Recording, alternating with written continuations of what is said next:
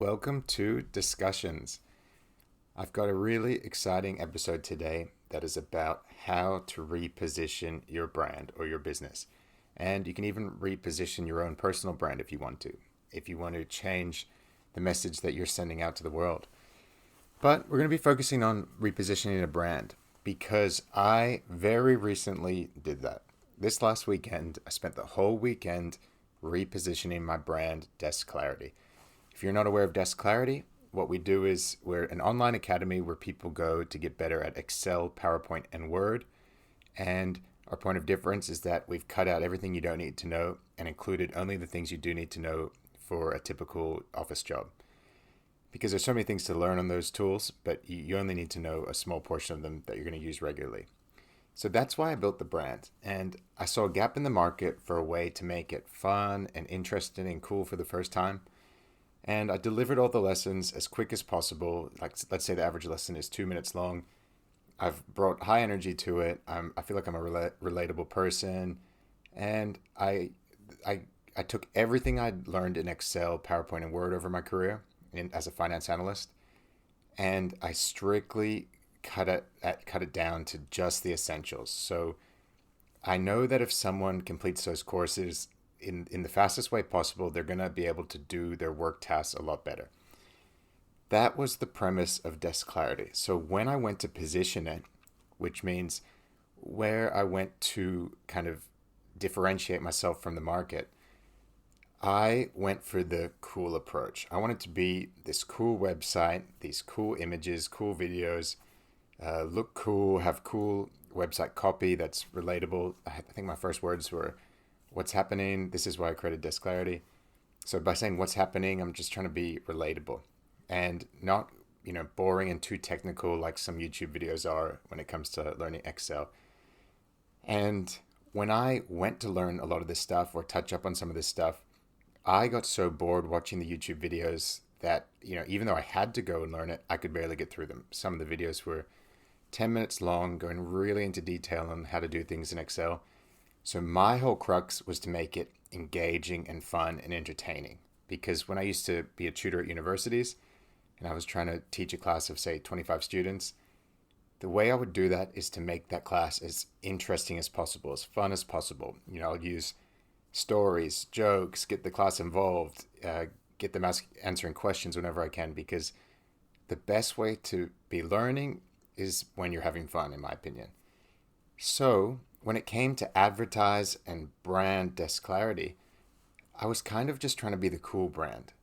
Through a lot of videos of me talking about it, cool images, etc.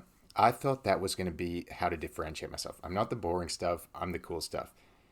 But the more people I spoke to, and the longer we were selling our product to the market, I learned that this may not be the thing that the market, my target market, cares about the most. My audience seems to care about getting things done as quick as possible. I'm selling to professionals. I'm selling to people with office jobs that are very busy. They don't have a lot of free time, and they definitely don't want to spend uh, a large portion of their day learning Excel, PowerPoint, and Word. So what I did over the weekend was I completely repositioned it. I changed the logo, I changed the copy, the videos, even the colors, to be all around Desk Clarity being the quickest way to learn these tools. So changing it from cool to quick. And the way I did that is by using something called a positioning map. A positioning map is this simple thing. Think of the most basic empty chart you can think of, just with a y-axis and an x-axis. Just a little plus sign. And what you do is you pick two variables. Commonly, that could be something like cost on the vertical axis and, say, quality on the horizontal axis. And you can see that, think of different car brands.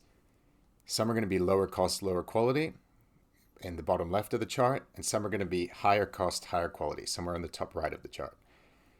And what I did was I thought to myself, what does my audience care about the most?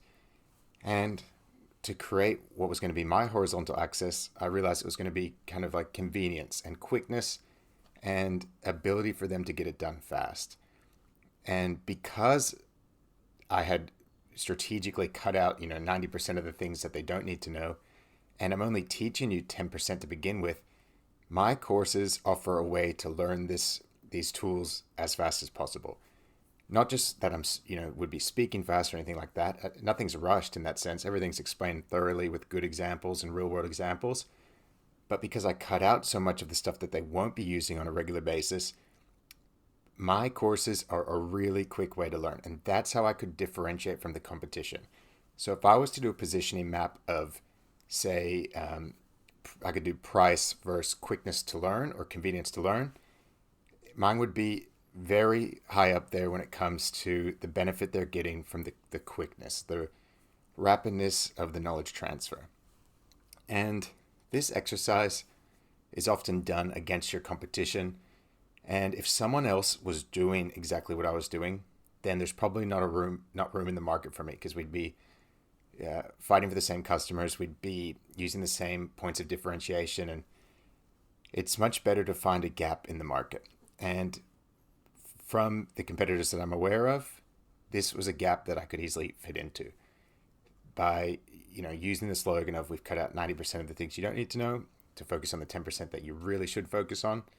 You can do our Excel course in 3.5 hours all up, our PowerPoint course in 1.5 hours all up, and our Word course in 1.5 hours all up. So going forward, that's what I'm going to be telling people. They say, what's different about yours? Why wouldn't we just go learn it on YouTube for free?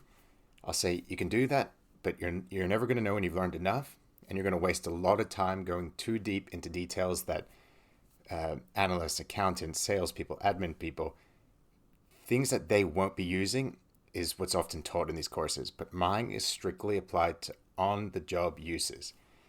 So when it comes to your brand or your business or any future businesses that you may start, think about the attributes that your audience cares about most. Don't make the mistake that I did.